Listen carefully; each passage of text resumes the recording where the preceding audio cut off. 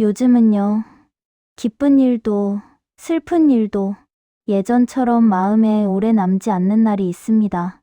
이게 병은 아닌데 괜히 마음이 이상해질 때가 있습니다. 71살 박정임 씨도 그렇습니다.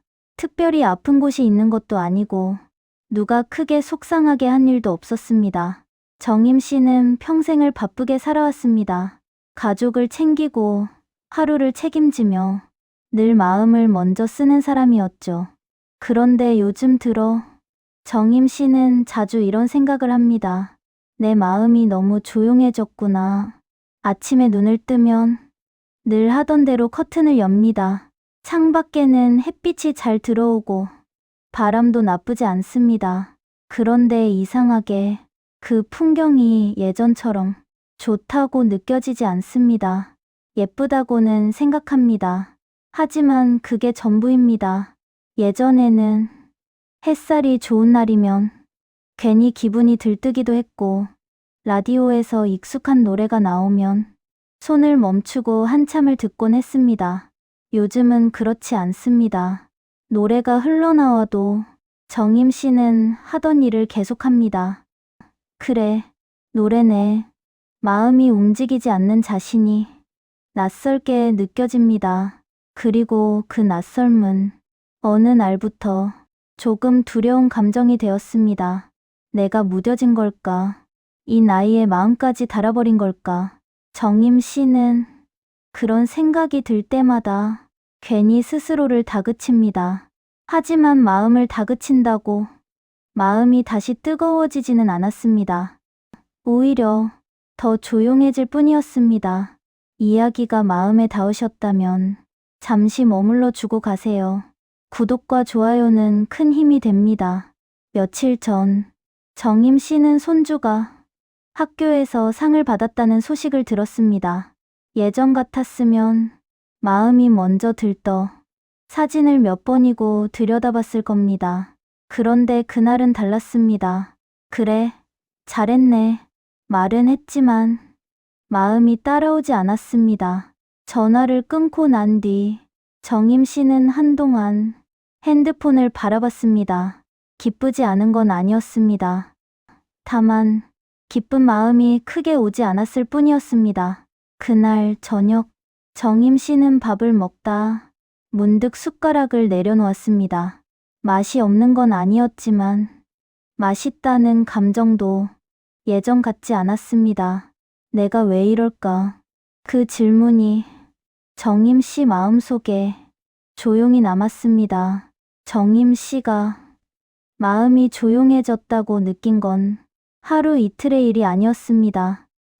어쩌면 몇 해 전부터 조금씩 시작된 일이었을지도 모릅니다. 처음엔 이랬습니다. 반가운 소식을 들어도 웃음이 잠깐 올라왔다가 금방 사라졌습니다. 속상한 일이 있어도 눈물보다 먼저 그럴 수도 있지라는 말이 나왔습니다. 정임 씨는 그게 나이 탓이라고 생각했습니다.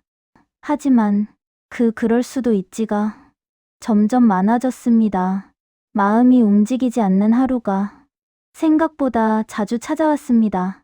예전에 정임 씨는 참 많은 걸 바랐습니다. 가족이 잘 되길 바랐고 사람들과의 관계가 소중하게 이어지길 바랐습니다. 기대가 많았다는 건 마음을 많이 썼다는 뜻이었습니다. 그리고 마음을 많이 썼다는 건 그만큼 상처도 많이 받았다는 뜻이었습니다. 열심히 했지만 알아주지 않았던 순간들, 참았지만 오해받았던 날들, 믿었지만 기대가 어긋났던 경험들, 그런 시간들이 쌓이면 사람은 자기도 모르게 마음을 아끼게 됩니다. 기뻐했다가 실망하는 게 싫어서, 기대했다가 허무해지는 게 싫어서 정임 씨도 모르게 마음을 조용히 뒤로 물려두고 있었던 겁니다. 하지만 정임 씨는 그걸 보호라고 생각하지 못했습니다. 정임 씨는 그걸 무뎌짐이라고 불렀습니다. 그리고 그 무뎌짐을 스스로의 잘못처럼 받아들였습니다. 예전엔 더 따뜻했는데 왜 이렇게 변했지? 어느 날 정임 씨는 드라마를 보다가 자신에게 놀랐습니다. 누군가 울고 있었지만 마음이 크게 움직이지 않았기 때문입니다. 연기를 잘하네. 그 말이 입 밖으로 나오자 정임 씨는 괜히 마음이 아팠습니다. 나 정말 달라졌구나. 정임 씨가 두려웠던 건 슬픔이 아니었습니다. 마음이 움직이지 않는 하루가 익숙해지는 자신이었습니다. 정임 씨의 마음은 약해진 게 아닙니다.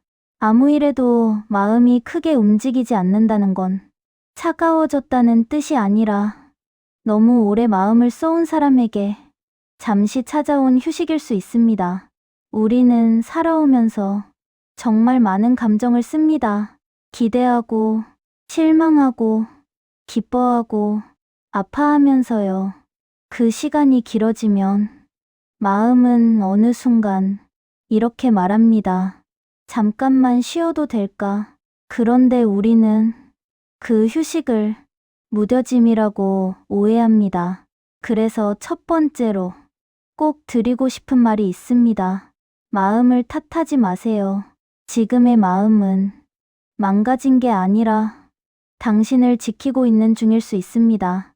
두 번째로는 이렇게 생각해 보셨으면 합니다. 큰 기쁨을 다시 느껴야 한다고 스스로를 몰아붙이지 않아도 됩니다. 대신 아주 작은 반응 하나면 충분합니다. 따뜻한 물을 마실 때 목이 편안해지는 느낌, 햇빛이 들어올 때 커튼이 살짝 흔들리는 장면, 그 순간에 마음이 잠깐이라도 멈춘다면 그걸로 괜찮습니다. 마지막으로 이런 제안을 드리고 싶습니다. 마음이 움직이지 않을 때는 몸부터 아주 천천히 움직여 보세요. 창문을 열고 바깥 공기를 잠깐 들이마시기, 집 안을 천천히 한 바퀴 걸어보기, 그 작은 움직임이 마음이 돌아올 자리를 조용히 만들어줍니다. 다음 날 아침, 정임 씨는 다시 커튼을 열었습니다. 햇빛은 어제와 같았고 바람도 같았습니다. 하지만 그날은 정임 씨가 잠깐 멈춰 섰습니다.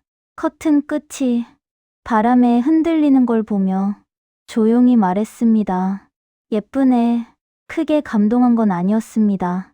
하지만 그 한마디가 정임 씨 마음에 오래 남았습니다. 마음이 돌아올 수 있다는 작은 신호였기 때문입니다. 혹시 지금 아무 일에도 마음이 크게 움직이지 않아 스스로가 낯설게 느껴지는 날을 보내고 계신가요? 그렇다면 기억해 주세요. 당신이 차가워진 게 아닙니다. 당신이 잘못된 것도 아닙니다. 당신은 그동안 충분히 성실하게 살아온 사람입니다. 그래서 마음이 잠시 쉬고 있는 것뿐입니다. 오늘은 억지로 웃지 않아도 괜찮습니다. 억지로 감동하지 않아도 괜찮습니다. 대신 아주 작은 것 하나만 허락해 주세요. 따뜻한 물 한 모금, 햇빛 한 줄기, 그리고 이 이야기를 끝까지 들어준 시간, 그걸로 오늘은 충분합니다. 이야기가 마음에 닿으셨다면 구독과 좋아요는 큰 힘이 됩니다.